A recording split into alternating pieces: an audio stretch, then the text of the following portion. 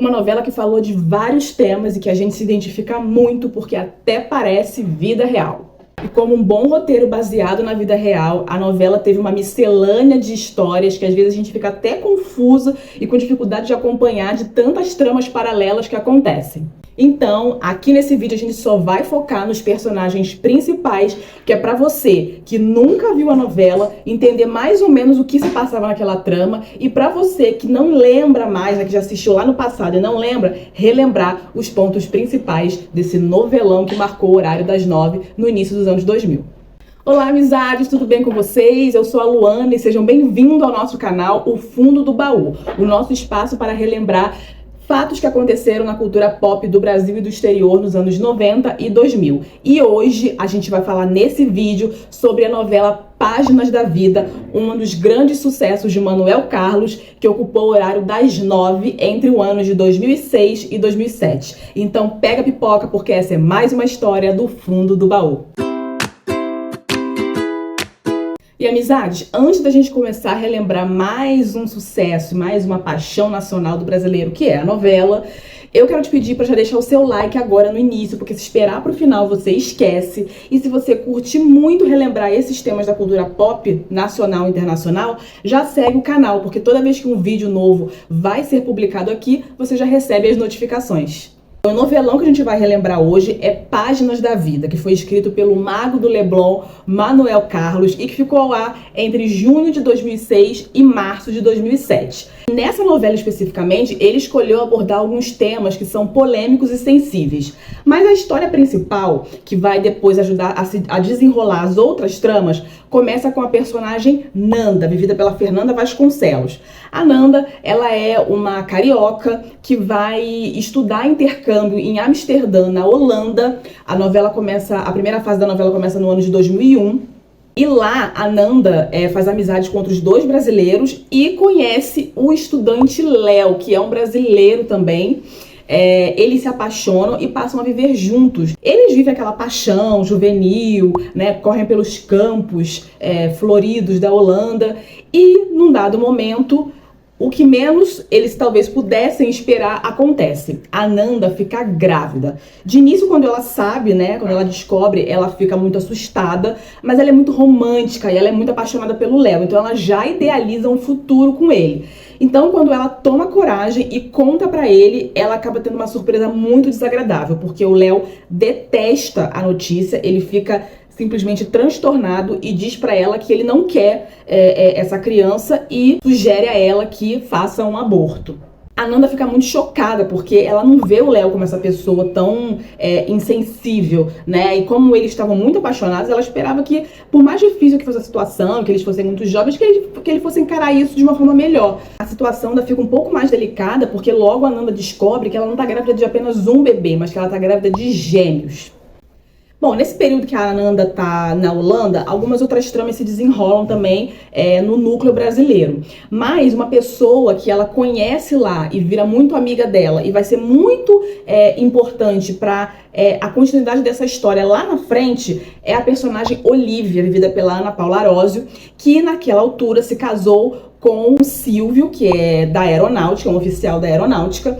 Eles se casam e vão passar a lua de mel lá em Holanda. E quando a Olivia e o Silvio estão ali passeando, a Nanda tá de bicicleta na rua e sem querer ela atropela a Olivia, né? E nisso o Léo vê de longe, depois que eles tiveram uma briga, né? A Nanda tá ali pedalando assim, meio atordoada, e o Léo vem pra perto, né? Pra se tava tudo bem, só que ele tá muito nervoso, aí ele acaba sendo grosseiro com a Nanda, e a Olivia fica muito mal impressionada com aquela reação dele, né? A Olivia explica que ficou tudo bem, que não tem motivo pra aquela agressividade toda, o Léo vai embora, e a Nanda, a Olivia e o Silvio ficam juntos ali, vão tomar um café, um chocolate quente, e nisso, rapidamente, a Olivia e a Nanda se conectam. Depois de uns dias, né, quando assim a Nanda sente uma certa confiança na Olivia, e enfim, ela é uma menina jovem, tá sozinha ali naquele país estranho, ela acaba dividindo a história dela com a Olivia e conta que ela tá grávida e que o Léo não quer as crianças. A Olivia fica, assim, chocada também e mais ainda indignada e revoltada com o Léo. mas dá muita força pra Nanda, pra ela seguir em frente, pra ela não, se é isso mesmo que ela quer, pra ela não abrir mão dos filhos dela. E a Olivia se coloca à disposição dela, né, quando ela chegar no Brasil, se ela precisar, que pode procurá-la. E a Olivia deixa todos os telefones e contatos dela com a Nanda, vai embora de Amsterdã. Depois de alguns capítulos, a gente fica sabendo que o Léo foi embora de Amsterdã sem falar com a Nanda. Ele deixou um bilhete de despedida, pedindo desculpa pra ela, mas que ele não poderia seguir em frente com aquela história. Deixa uma quantia em dinheiro pra ela e simplesmente vai pra Inglaterra, onde a família dele tem negócios, o pai dele vive, e ele vai pra lá pra terminar de estudar e assumir os negócios do pai. A Nanda fica desolada totalmente assim, desamparada e desesperada sobre o que ela vai fazer. A única solução que ela encontra é voltar pro Brasil para buscar apoio com a família. Agora guarda essa informaçãozinha aí, porque a gente vai agora falar de outros personagens. Enquanto isso, no Brasil, a gente começa a conhecer também Helena. Helena, nessa trama, é uma médica, né, bem-sucedida, uma médica obstetra, vive num belíssimo apartamento na zona sul do Rio.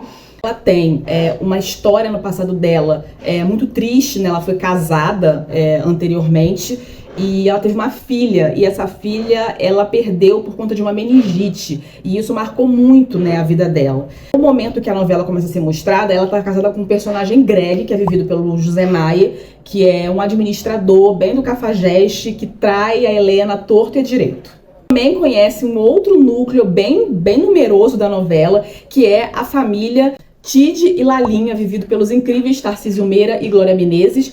Eles são um casal também muito bem sucedidos, vivem numa mansão, né, assim, bem espaçosa. Eles são pais de 6 filhos, e os 2 filhos mais jovens, o Jorge, vivido pelo Thiago Lacerda, e a Olivia, vivida pela Ana Paula Arósio, são dós do casal. Esse grande núcleo representa outras histórias paralelas que acontecem na novela. Por exemplo, a Carmen é uma das filhas mais velhas do Tide e da Lalinha, e ela é casada com o Bira, e mãe da Marina. O Bira é um cara alcoólatra. Esse é um dos temas também que o Manuel Carlos trata com muito destaque nessa novela. O Bira, ele é assim, um cara que, por conta do alcoolismo, ele é um cara que é fracassado profissionalmente, e ele, além de tudo, é muito apaixonado ainda pela Carmen, mas a Carmen já não gosta mais dele. A Carmen é alucinada pelo Greg e quer de todas as formas o divórcio para poder ficar com o Greg. A Marina, a filha deles, né, do casal, fica muito chateada pelo fato da mãe ter essa relação meio que distante do pai, né, de ignorar o pai. Ela acha que a mãe é má com o pai dela, então ela sempre fica mais do lado do pai do que do lado da mãe. A Carmen insiste copiosamente de que ela quer o divórcio de todas as formas. O Bira não aceita, mas chega no auge que ele, numa dessas suas bebedeiras, ele acaba flagrando a Carmen beijando o Greg dentro da própria casa deles. Então ele tem uma arma, acaba atirando, né, assim, totalmente desordenado, mas acontece uma tragédia. Mas depois de tanto insistir, ele enfim aceita dar o divórcio pra Carmen, e ela vai seguir tentando de todas as formas ficar com o Greg, que até aquele momento era casado com a Helena, mas depois também eles brigam, porque o casamento deles também não tá mais legal. Então eles se separam e Greg e Carmen ficam juntos e até se casam. E nisso, o Bira sai da mansão do casal Tide e Lalinha e vai viver num apartamento. A Marina opta por ficar com o pai, porque ela não se dá bem com a mãe e porque ela tem muita pena do pai, né, pela questão do alcoolismo e tudo mais. E no decorrer da novela, essa personagem, a Marina, que é uma menina jovem, que tem muita coisa pra viver, acaba deixando um pouco a sua vida de lado pra ficar como uma espécie de babá do pai. Porque o pai não para emprego, ele fica o tempo todo bebendo, chega muito alterado em casa, são vários momentos bem tensos que acontecem no decorrer da trama, e um desses momentos, o Bira, por conta do alcoolismo, chega quase até a tacar fogo na casa. Então é um momento que a Marina não aguenta mais e diz: ou você se interna para se tratar, ou eu vou te deixar sozinho. E com medo de perder a filha, ele enfim aceita o tratamento e vai se internar numa clínica de reabilitação. A gente também conhece a Sandra, que é uma personagem vivida pela Danielle Vinitz. Ela é filha dos funcionários da casa, né, da família de Tide e Lalinha. Foi criada com muito carinho, né, junto com os filhos mais novos, o Jorge e a Olivia. Ela se acha parte integrante da família, porque ela tem um quarto dentro da casa principal. Ela estudava na mesma escola que os filhos do Tide e da Lalinha. Ela foi namorada do Jorge na adolescência, eles perderam a virgindade juntos. E ela é uma pessoa, assim, soberba e arrogante. Ela nutre uma esperança eterna de que o Jorge vai casar com ela, ela e ela, enfim, vai fazer parte da família. Mas o que tinha que viver com ela, o Jorge já viveu, ele não tá nem aí. Nesse meio tempo também, ainda na primeira fase, o Jorge conhece uma outra personagem, a Simone. Eles se conhecem no Cristo Redentor, ele fica encantado com ela, eles trocam o telefone e parece que vai ali começar um novo romance, mas a Sandra descobre e arma um jeito da Simone acreditar que o Jorge é casado com ela. A Simone fica inconsolável, achando que o Jorge estava mentindo pra ela. Ela recebe uma proposta para trabalhar nos Estados Unidos, vai pra lá, fica um tempo e volta só na segunda fase, reencontra o Jorge, fica sabendo de toda a armação e eles iniciam um romance. Muitos capítulos depois, aparece uma outra personagem, a Thelminha, que é a irmã mais nova da Sandra, que vivia no interior junto com o pai. Ela tem aquele jeitinho recatado, de menina do campo, e ela vem pra cidade para poder estudar. O Jorge fica encantado com ela e faz de tudo para ficar com ela. A mãe não aprova muito, porque no decorrer da trama, ela descobre que no passado a Sandra engravidou do Jorge, que o Jorge pediu para ela abortar essa criança, ela fez o aborto, e a mãe dela, né, não queria que a Thelminha passasse pela mesma situação de ser usada pelo filho do patrão e ser deixada de lado. Mas o Jorge se apaixona de fato pela Thelminha e ele assume a responsabilidade de ser um homem diferente com ela. E ele no final acaba se casando com ela e eles terminam felizes para sempre. Bom, e agora a gente precisa falar de um outro núcleo também muito importante, que é a família da Nanda. A família da Nanda é composta pela sua mãe, Marta, que é uma mulher amarga, totalmente infeliz com os rumos que a sua vida tomou, porque ela queria ter uma vida financeira muito superior à que ela tem. Ela faz sempre uma distinção de classe entre as pessoas, né? Quem ela sabe que é de uma classe inferior, ela trata com uma certa rispidez, e quem ela sabe que tem dinheiro, ela tem um outro comportamento. Totalmente oposto a ela, tem o Alex, que é o pai da Nanda, que é um cara super gente fina, que abraça e acolhe todo mundo, mas é um cara que profissionalmente é fracassado, né? O Alex não para emprego há muito tempo, ele muitas vezes precisa pedir dinheiro emprestado para a própria esposa para pegar uma condução, para ir para uma entrevista de emprego, e ela joga muito isso na cara dele, né? Que ele sempre foi um encostado que ficou sempre esperando que ela fosse atrás de resolver as situações financeiras da casa. Isso é uma coisa que deixa ela muito chateada em relação ao Alex. E a Nanda também tem o Sérgio, que é um irmão dela, né, que é um cara também muito parecido com o pai, muito gente boa e que vai ser de extrema importância para no futuro ajudar a cuidar do filho da Nanda. Você lembra que eu te pedi para guardar a parte que a Nanda volta pro Brasil grávida? Pois é, agora a gente vai entender como a vida dela e da Helena se conectam para sempre. A Nanda avisa somente ao pai que vai voltar pro Brasil, mas ela não conta da gravidez. Então Alex vai ao encontro dela no aeroporto e, muito emocionado, ele fica chocado quando ele percebe que ela tá com uma barriga já aparente. Eles se abraçam, choram muito emocionados. Depois eles vão pra praia e a Nanda conversa e explica o que aconteceu. O Alex, muito acolhedor, diz pra filha que tá ali pra tudo, que vai ajudá-la. E nesse meio tempo eles se preparam pra ir pra casa e contar pra Marta que a Nanda tá de volta e tudo que aconteceu. A Marta fica muito surpresa quando vê a Nanda, porque ela não sabia que a Nanda ia voltar, porque ainda não estava na hora de voltar, porque o curso ainda ia continuar. E quando ela se dá conta do tamanho da barriga, ela entra em desespero. Ela fica desolada porque a Nanda estava constantemente pedindo dinheiro para ela, para comer, para fazer as coisas lá. E ela achando que a filha estava se dedicando aos estudos. Na verdade, ela volta com a barriga cheia, né? E sem um parceiro para ajudar a cuidar das crianças. Então a Marta fica revoltada. Ela parte pra cima da Nanda, quer bater na Nanda. Bom, vai passando os meses, né? A barriga da Nanda vai crescendo e a vida dela dentro de casa é muito complicada. Ela tem o acolhimento do pai e do irmão, mas a mãe é insuportável com ela e rejeita ela a todo momento. Depois de um belo dia, né, quando a Nanda já tá, assim, próxima, né, de parir as crianças, ela tem uma outra briga, assim, monumental com a mãe e ela acaba saindo de casa. Ela pega as coisinhas dela, a bolsinha dela que tem o telefone da Olivia, tem o nome da Olivia, e ela vai para um ponto de ônibus. E nisso, um ônibus desgovernado avança na calçada e atropela várias pessoas que estão no ponto de ônibus, inclusive a Nanda. Ela é levada às pressas para o mesmo hospital que a Helena trabalha como obstetra. Lá ela dá entrada na emergência, recebe os primeiros socorros e imediatamente ela começa a entrar em trabalho de parto. Então, ela já é um caso grave, né, porque ela tá com uma gravidez avançada de gêmeos, ela sofreu uma pancada muito forte. A Helena faz o parto das crianças, as crianças nascem relativamente bem, né? O menino nasce bem, mas a menina não nasce tão bem. Mas ainda dá tempo da Nanda conhecer os filhos, né? Ela pede pra a Helena e os enfermeiros colocam os gêmeos do lado dela, ela pede pra tirar uma foto com as crianças, né? Pra ter aquela recordação.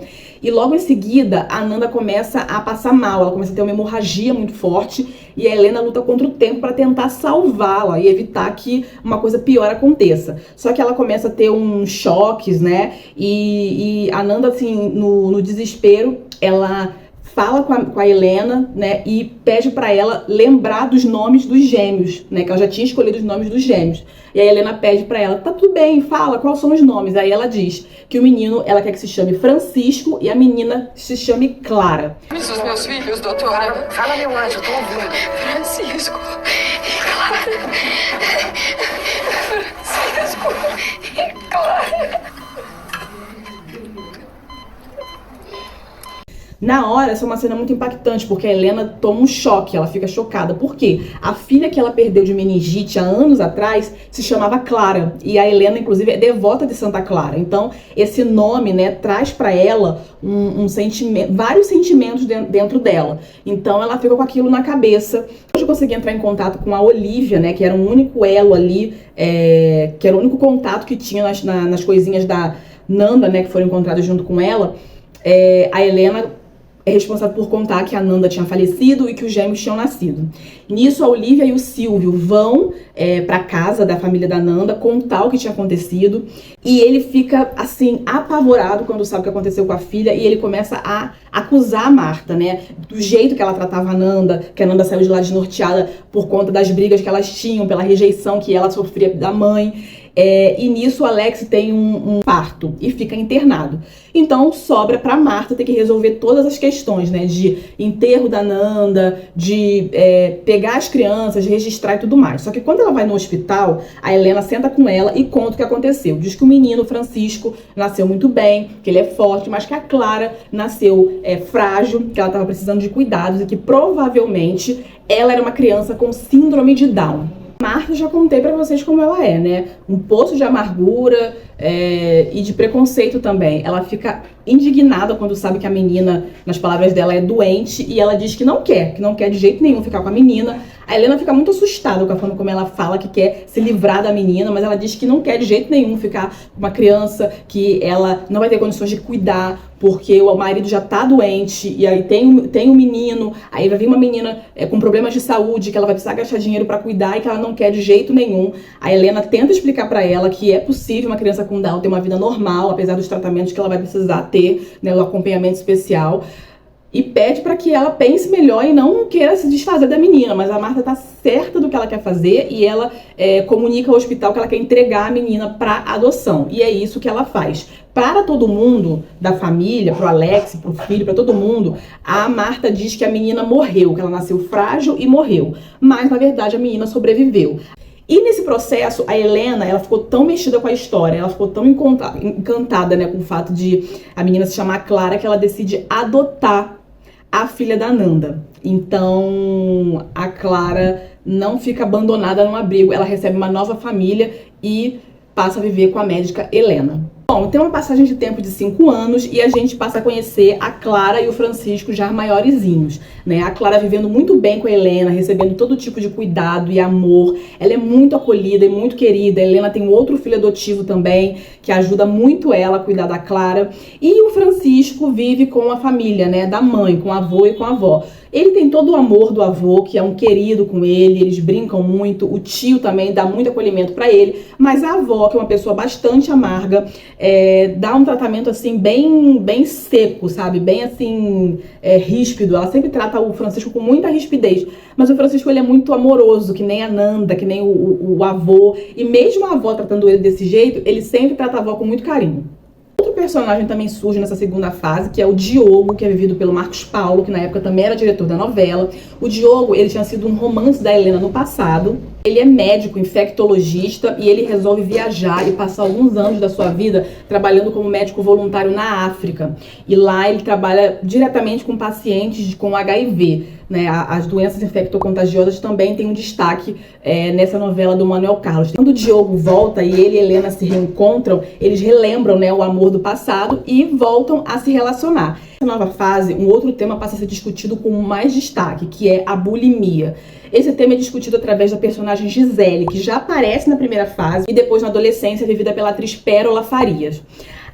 A Gisele, ela estuda balé desde pequenininha, e a mãe dela, a personagem Ana, constantemente ficava controlando o que a Gisele comia. Ela tinha muita preocupação que a Gisele não engordasse, para que ela tivesse sempre um físico perfeito para ser uma grande bailarina, que era o sonho, né, da Ana, ter sido bailarina. Como ela não conseguiu realizar isso, ela tentava realizar esse sonho com a filha. Então ela ficava ali pegando pesado, pressionando a Gisele, sempre controlando tudo que ela comia. Então, desde pequena, por conta dessa pressão estética que ela sofria dentro de casa, a Gisele começou a desenvolver essa compulsão alimentar. Ela comia muito, comia doce, comia salgado, comia mais do que aguentava. Depois ela se sentia culpada, ia pro banheiro e induzia o vômito. E na fase adulta, né, na fase da adolescência, a situação piorou.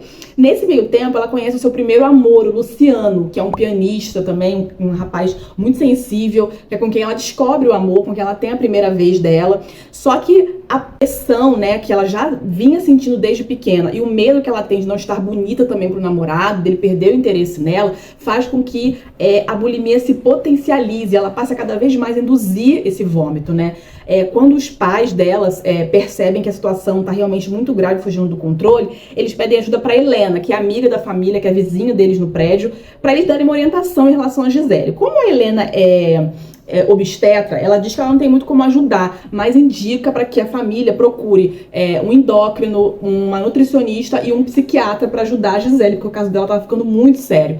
A Gisele, ela não aceitava tratamento de jeito nenhum. Depois, com o tempo, ela até começou a fazer umas consultas com o psiquiatra, mas ela não demorou para admitir o que ela tinha, né? Até ela ter coragem de contar mesmo, de verbalizar pro profissional o que ela sentia. Ela chegou extremo, né, numa das cenas, de tanto que ela induziu o vômito, a vomitar sangue, e aí foi quando a personagem precisou realmente ser internada, e aí a Gisele, enfim, aceita seguir um tratamento para poder ficar bem e controlada dessa condição. A gente vai voltar agora a falar do Léo. Depois de muitos anos, o Léo retorna para o Brasil, já mais velho, mais amadurecido, com uma noiva e com a sua avó. Ele vem pro Brasil para cuidar dos negócios da família. Ele faz parte de uma família que tem bastante dinheiro.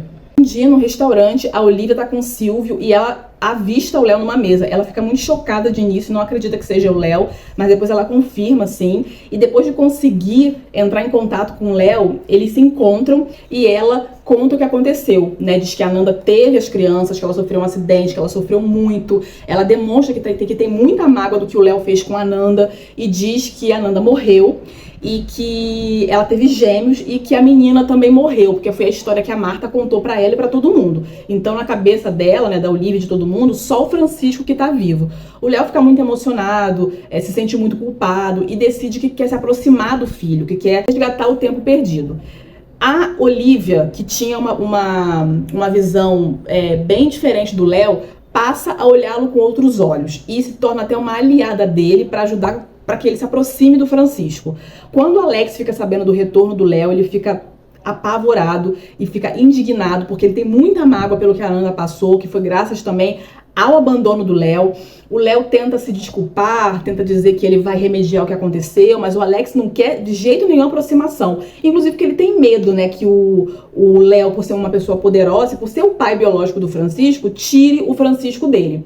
E nesse meio tempo, eles vão começar uma batalha judicial. E o Léo vai ter a ajuda da Olivia e também da Marta, mas isso tudo em troca de dinheiro, porque a Marta vai praticamente querer vender o neto, porque ela acha que o Léo tem uma dívida, né, moral e financeira com eles, por conta de todos os gastos que ela teve com a morte da Nanda e tudo mais. Então o Léo concorda que realmente ele vai arcar com essas dívidas e com todo esse gasto que ela teve, e ela tá disposta a fazer um depoimento a favor do Léo para que ele fique com o Francisco, porque tudo que ela quer é dinheiro e se livrar do Francisco, porque ela não quer mais ter a responsabilidade de cuidar dessa criança. Bom, e depois de um tempo, quem também descobre que o pai biológico da Clara reapareceu é a Helena. A Olivia vai até o hospital com o Léo para conversar com a Helena, para que a Helena possa contar pro Léo sobre como é que foi a chegada da Nanda lá, o nascimento dos gêmeos. A Helena fica apavorada e ela tenta de todas as formas esconder que a Clara tá com ela. A Helena não sabia que a avó tinha contado pra todo mundo que a bebê tinha morrido. Ela fica chocada, inclusive ela fica mais desesperada ainda quando descobre que até uma sepultura a Marta forjou pra dizer que a bebezinha tinha sido enterrada ao lado da Nanda. E ela começa a ficar desesperada com a possibilidade de descobrirem que a Clara tá com ela e de tirarem a Clara dela. Os amigos falam que isso não é possível porque a adoção foi feita legalmente, que a adoção é irrevogável, mas ela fica com muito medo. Depois de um tempo não tem jeito, né? A verdade vem à tona, eles descobrem que a Clara tá viva e o Léo entra com um pedido de guarda tanto do Francisco quanto da Clara. A personagem Nanda, ela não some da trama, ela passa a ficar na novela como se fosse um fantasma, como se fosse um espírito, né? Ela fica, de vez em quando, ela aparece na frente dos filhos, né? Só os filhos conseguem vê-la. Ela fica ali como se fosse um anjo da guarda das crianças, impedindo que eles sofram qualquer tipo de perigo. A Nanda acaba ajudando nesse processo também de as crianças se conhecerem, porque ela quer muito que os filhos se conheçam e vivam juntos, que os irmãos sejam amigos. Mas apesar de todas as brigas e discussões e as disputas na justiça, no final fica decidido que o Alex permanece com o Francisco e a Clara com a Helena. Mas eles concordam que os irmãozinhos têm que crescer juntos, né? Que eles vão sempre se encontrar. E também concordam que o pai, o Léo, passe temporadas, né, de visitações e, enfim, com as crianças. E também é importante lembrar que a Olivia, que lá no passado, né, não gostava do Léo, tinha raiva do Léo e tudo mais, acabou se envolvendo emocionalmente com a história, se apaixonando, né, e ele se separou da sua noiva Alice, ela se separou do Silvio e os dois terminam a novela juntos, como um casal. Bom, amizades, agora eu quero conversar com você. Me conta aí nos comentários se você que não assistiu essa novela ficou mais ou menos aí curioso para entender melhor essa trama. E você que já assistiu, me conta aí quais eram os personagens, ou as tramas, ou os temas que você achou mais importantes e mais interessantes que foram tratados nessa novela. Fala aí nos comentários pra gente poder bater um bom papo sobre isso. Se você puder, compartilhe esse conteúdo, porque toda vez que o YouTube vê você interagindo aqui, ele entende que o vídeo é bacana e indica para mais pessoas e ajuda o nosso canal a crescer muito mais rápido. Bom, eu agradeço por você ter ficado comigo até o final e recordar é viver. Beijinhos!